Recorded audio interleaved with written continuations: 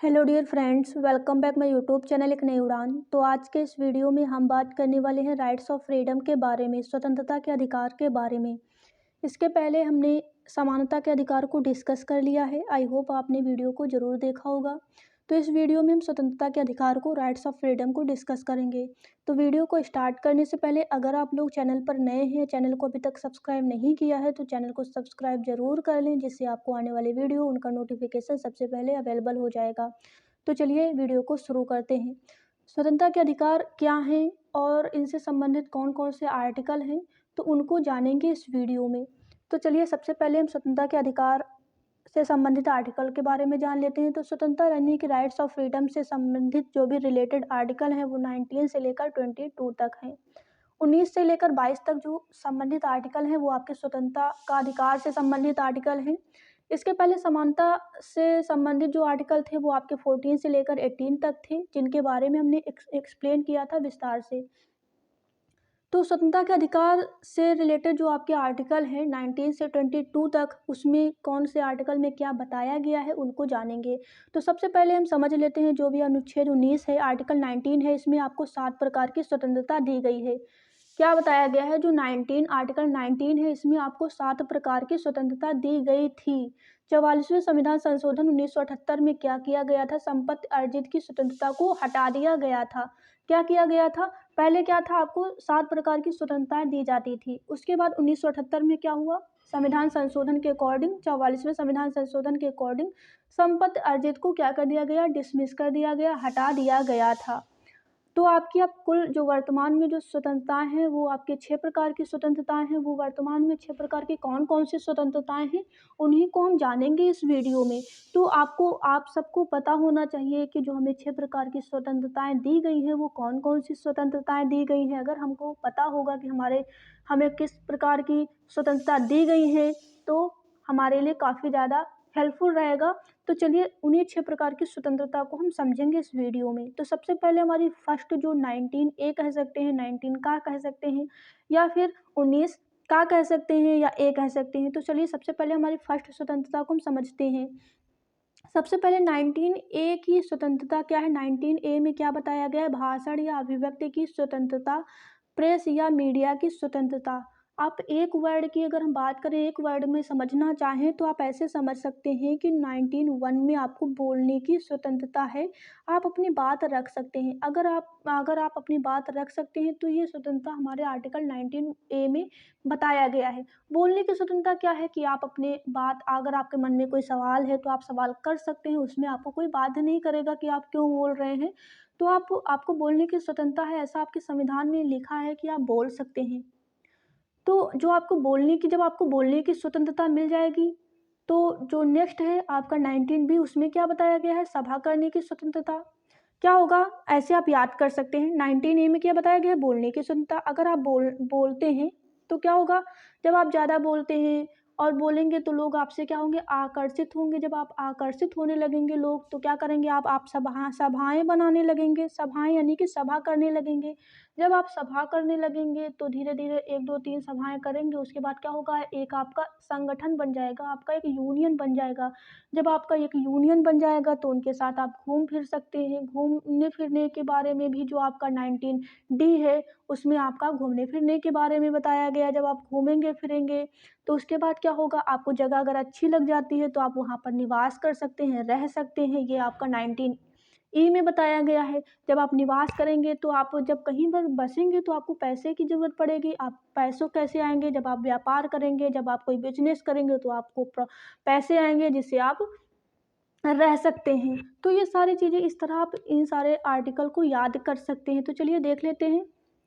सबसे पहले 19 ए में आपको भाषण या अभिव्यक्ति की स्वतंत्रता दी गई है। बोलने की स्वतंत्रता दी गई है या भाषण करने की स्वतंत्रता दी गई है। आपको मौन रहने की स्वतंत्रता दी गई है। आपको मीडिया में जो भी मीडिया के लोग होते हैं उनको बोलने की स्वतंत्रता दी जाती है। वो इसी आर्टिकल के अकॉर्डिंग आता है, 19 ए के अकॉर्डिंग आता है। आपको मौन रहने की भी स्वतंत्रता दी गई है। मौन रहने का मतलब ये है कि जैसे मौन रहकर आप अपने आप को, अपने विचारों को अभिव्यक्त कर सकते हैं। एग्जाम्पल की अगर हम बात करें तो एग्जाम्पल के अकॉर्डिंग समझ सकते हैं। जैसे आपके एपीजे अब्दुल कलाम जी बहुत महान पुरुष थे, उनकी डेथ पर बहुत सारे लाखों लोग मौन थे। तो मौन रहकर क्या कर रहे थे, वो अपने विचारों को, उनके प्रति जो प्रेम स्नेह था उसको क्या कर रहे थे, व्यक्त कर रहे थे।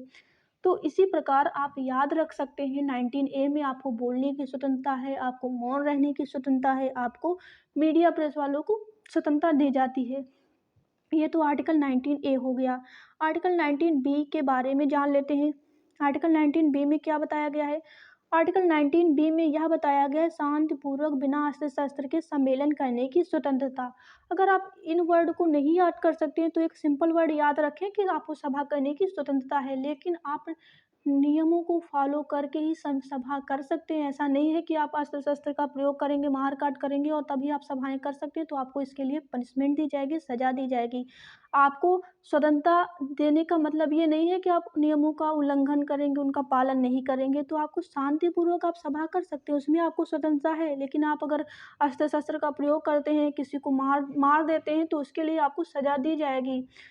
तो याद रखना 19B में बताया गया है शांतिपूर्वक सभा करने की स्वतंत्रता। सिखों को कटार धारण करने का अधिकार है। जो सिख लोग होते हैं उनको कटार धारण करने का अधिकार होता है, ऐसा अपवाद समझ सकते हैं। 19B की बात हो गई। अब बात करते हैं 19C की। 19C में क्या बताया गया है? 19C में बताया गया है संघ बनाने या संगम बनाने की स्वतंत्रता। संघ बनाने यानी यूनियन। जब आप अच्छा बोलते हैं तो धीरे धीरे लोग आपसे आकर्षित होने लगते हैं, तो आप सभाएं करते हैं। जब सभाएं करने लगेंगे, जब एक दो सभाएं करेंगे तो क्या होगा, लोगों का एक संगठन बन जाएगा, एक ग्रुप बन जाएगा, एक यूनियन बन जाएगा। तो थर्ड यानी कि 19C में आपके संघ के बारे में बात की गई है। लेकिन इसमें अपवाद है। क्या अपवाद है? कि जो पुलिस होगा, सैन्य संगठन होगा, ये संघ नहीं बना सकते हैं, ये अपवाद है। ये तो हो गई आपकी 19 की बात, 19C की बात। अब 19D में बात कर लेते हैं। 19D में क्या बताया गया है? इसमें बताया गया है बिना बाधा के घूमने फिरने की स्वतंत्रता। आप बिना बाधा के, बिना रोक टोक के घूम फिर सकते हैं। ये स्वतंत्रता आपको 19D में मिलती है। आप देश के किसी भी क्षेत्र में आवागमन कर सकते हैं, घूम फिर सकते हैं। ऐसी स्वतंत्रता आपको 19D में मिलती है। 19E की बात करें, 19E में क्या बताया गया है?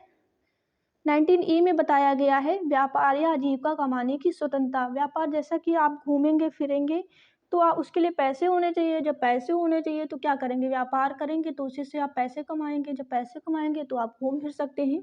तो 19E में आपको क्या बताया गया है? व्यापार या आजीविका कमाने की स्वतंत्रता। तो 19 आपका ई में आपको व्यापार करने की स्वतंत्रता। व्यापार की अगर हम बात करें तो जैसा कि आप स्कूल खोल सकते हैं, आप हॉस्पिटल खोल सकते हैं, आप कोई मार्केट कर सकते हैं। ये सारी चीज़ें आती हैं आपकी व्यापार के अकॉर्डिंग। उसके बाद आपका नेक्स्ट है आपका जी की बात करें, ई हो गया। ई के बाद आपका एफ की अगर हम बात करें तो एफ में जैसा कि आपकी संपत्ति के अधिकार, जो राइट्स ऑफ प्रॉपर्टी थी, संपत्ति को आपका क्या कर दिया गया? डिसमिस कर दिया गया था 44वें संविधान संशोधन 1978 के अकॉर्डिंग। इसमें आपकी संपत्ति को डिसमिस कर दिया गया था। उसके बाद आपका जो लास्ट है वो आपका जी है। एफ के बाद आपका जी है। जी में आपका क्या बताया गया है? जो आपका लास्ट है, स्थायी रूप से निवास करने की स्वतंत्रता। क्या हुआ, जब आप कहीं घूमने फिरने जाते हैं, मान लो एग्जाम्पल ले लो कि आप दिल्ली गए, दिल्ली में आप 2-3 महीने घूमे फिरे, क्या हुआ, आपको दिल्ली अच्छी लग गई, तो आपका मन है वहाँ पर रहने का, बसने का, तो क्या किया, आप वहाँ पर रह सकते हैं, बस सकते हैं। तो ये जो है वो आर्टिकल 19G में बताया गया है। तो आई होप आपको जो भी आर्टिकल 19 से रिलेटेड जो भी स्वतंत्रताएं थी वो आपको समझ में आई होंगी। अगर फिर भी किसी प्रकार का कोई डाउट है तो आप हमें ज़रूर बताएं, कमेंट करें। तो ये तो बात हो गई आपकी आर्टिकल 19 की। आर्टिकल 19 से लेकर जो भी आपकी स्वतंत्रताएं थी उनके बारे में। आपका जम्मू कश्मीर में पहले क्या था कि आपको रहने की स्वतंत्रता नहीं थी, लेकिन धारा 370 के अकॉर्डिंग अब आप यहाँ पर रह सकते हैं, बस सकते हैं। उसके बाद बात कर लेते हैं आपका जो लास्ट नेक्स्ट है आपका आर्टिकल 20। आर्टिकल 20 में क्या बताया गया? आर्टिकल 20 में भी 2-3 पॉइंट्स हैं, उनको याद रखना। आर्टिकल 20 में सबसे पहली जो लाइन है उसमें बताया गया है अपराधों के दोष सिद्ध के संबंध में संरक्षण प्राप्त करने का अधिकार। क्या बता, इस लाइन का मतलब क्या है उसको समझ लेते हैं। अपराधों के दोष सिद्ध के संबंध में संरक्षण प्राप्त करने का अधिकार। इसमें संरक्षण का मतलब है 3 प्रकार की आपको स्वतंत्रता दी गई है। वो 3 प्रकार की स्वतंत्रताएं कौन कौन सी दी गई हैं उनको हम समझेंगे। तो आर्टिकल 20 में आपको अपराध का जो दोष सिद्ध करने के जो संरक्षण है वो 3 प्रकार के हैं।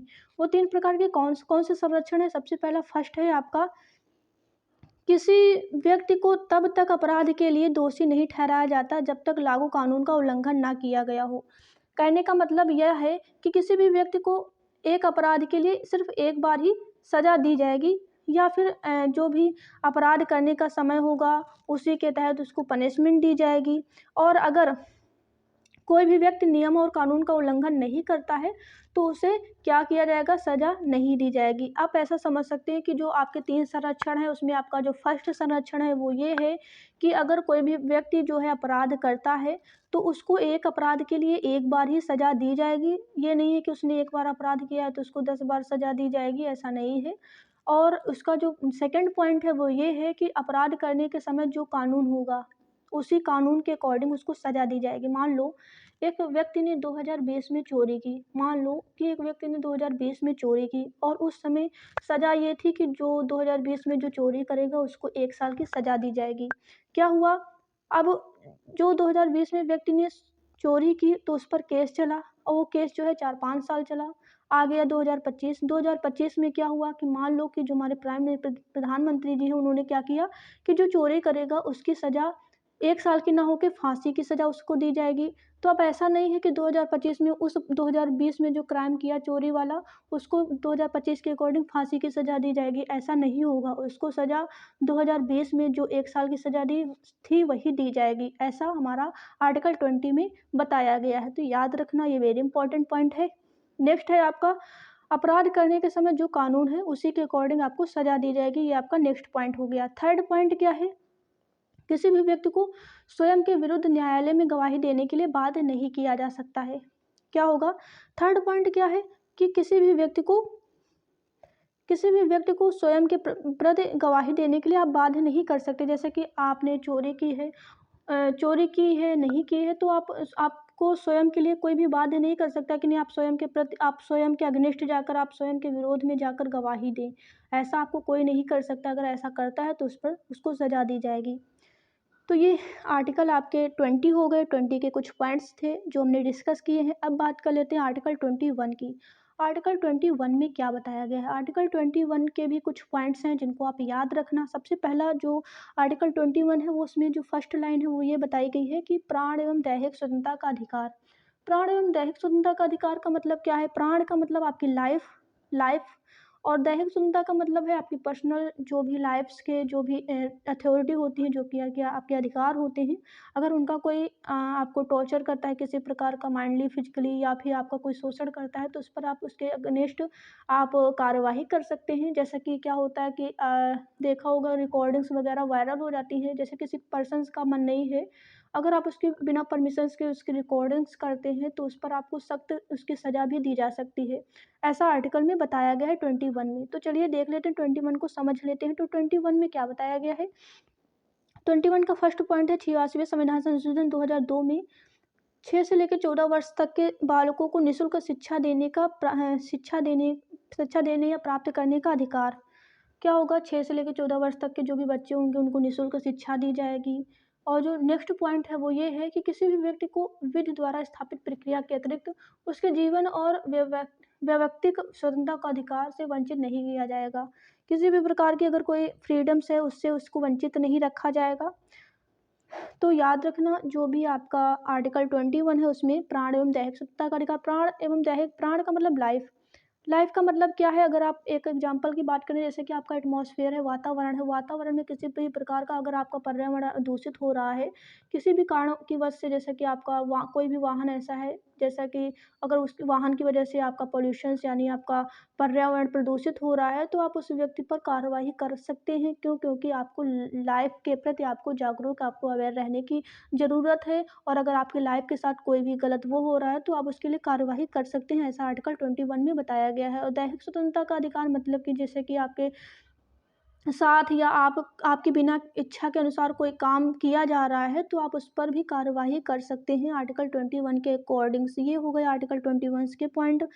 नेक्स्ट है आपका, अगला है शिक्षा का अधिकार अधिनियम 2009 में क्या हुआ। जो शिक्षा यानी कि राइट्स ऑफ एजुकेशन है उसमें क्या हुआ, 2009 से 1 अप्रैल 2010 तक क्या हुआ, संपूर्ण भारत में ये नियम लागू हो गया। तो ये हो गया आर्टिकल 21। आर्टिकल 21 हो गया। अब बात कर लेते हैं आर्टिकल 22। आर्टिकल 22 में क्या बताया गया है? आर्टिकल 22 में भी कुछ पॉइंट्स हैं। सबसे पहली लाइन को समझ लेते हैं। आर्टिकल 22 में बताया गया कुछ दशाओं में गिरफ्तारी से संरक्षण प्राप्त करने का अधिकार इसमें विचारक, निरोधक और विधि में शामिल हैं। तो आर्टिकल 22 में भी कुछ गिरफ्तारी के कुछ आपको संरक्षण, आपको कुछ हेल्प दिए जाते हैं। तो वो कौन कौन से कुछ पॉइंट्स हैं जो याद रखना? सबसे पहला पॉइंट है, नंबर 1 पॉइंट है, गिरफ्तार किए गए व्यक्ति को उसके कारण बताने होंगे। अगर आपको कोई भी व्यक्ति पर्सन गिरफ्तार होता है तो वो क्यों गिरफ्तार हुआ उसका कारण बताना होगा। अगर किसी भी व्यक्ति को मनमाने ढंग से अगर हिरासत में लिया जाता है तो उसको 3 प्रकार की स्वतंत्रताएं दी जाती हैं। सबसे पहले वो किस कारण से गिरफ्तार किया गया है उसको बताना होगा। और जो नेक्स्ट पॉइंट है वो क्या है? ये आपका फर्स्ट पॉइंट हो गया, किस कारण से वो गिरफ्तार किया गया है उसको बताना होगा। नेक्स्ट पॉइंट है, उसे वकील से परामर्श प्राप्त करने का अधिकार है। वो अपने वकील से सलाह ले सकता है, परामर्श ले सकता है। तो वो उसको राइट्स दिया जाता है, अधिकार दिया जाता है। जो थर्ड है वो 24 घंटे से संबंधित न्यायालय में पेश करना होगा। यात्रा व अवकाश का समय उसमें क्या किया जाएगा? शामिल नहीं किया जाएगा। ऐसा आर्टिकल 22 में ये हमारे पॉइंट्स कहते हैं। ये हमारे जो पॉइंट्स हैं ये इंपॉर्टेंट हैं, इनको याद रखना। नेक्स्ट है आपका निवारक निरोध विधि के अंतर्गत शत्रु देश के नागरिकों को गिरफ्तार किया जाता है या ऐसी आशंकाग्रस्त व्यक्तियों को गिरफ्तार किया जाता है तो इन्हें ऊपर के सामान्य जैसे कि 2 यानी कि 22 का 1 और 2 और 3 के अधिकार जो है वो प्राप्त नहीं किए जाएंगे। तो ये आपके आर्टिकल 22 यानी 19 से लेकर आर्टिकल 22 तक थे। 19 से 22 तक जो कि आपके स्वतंत्रता के अधिकार के अकॉर्डिंग आते थे। आई होप आपको ये सारे आर्टिकल्स अंडरस्टैंड हो गए होंगे। अगर किसी भी प्रकार का कोई डाउट है तो आप हमें नीचे कमेंट बॉक्स में कमेंट करके ज़रूर बताएं। वीडियो अच्छा लगा हो तो फ्रेंड्स और रिलेटिव में भी शेयर करें। चैनल पर पहली बार है तो चैनल को सब्सक्राइब जरूर कर लें। तो आज के वीडियो में इतना ही। आपका जो मौलिक अधिकार का जो नेक्स्ट पार्ट है वो है आपका शोषण के विरुद्ध अधिकार, और इससे रिलेटेड जो आर्टिकल है वो 23 से लेकर 24 तक है। इसमें क्या बताया गया है इसको हम जानेंगे नेक्स्ट पार्ट में। तो आज के वीडियो में इतना ही। आई होप आपको सभी आर्टिकल अंडरस्टैंड हो गए होंगे। तो वीडियो को आप लोग ज़्यादा से ज़्यादा शेयर करें और सपोर्ट करें इस चैनल को। तो फिर मिलते हैं नेक्स्ट पार्ट में, तब तक के लिए thanks for watching this video.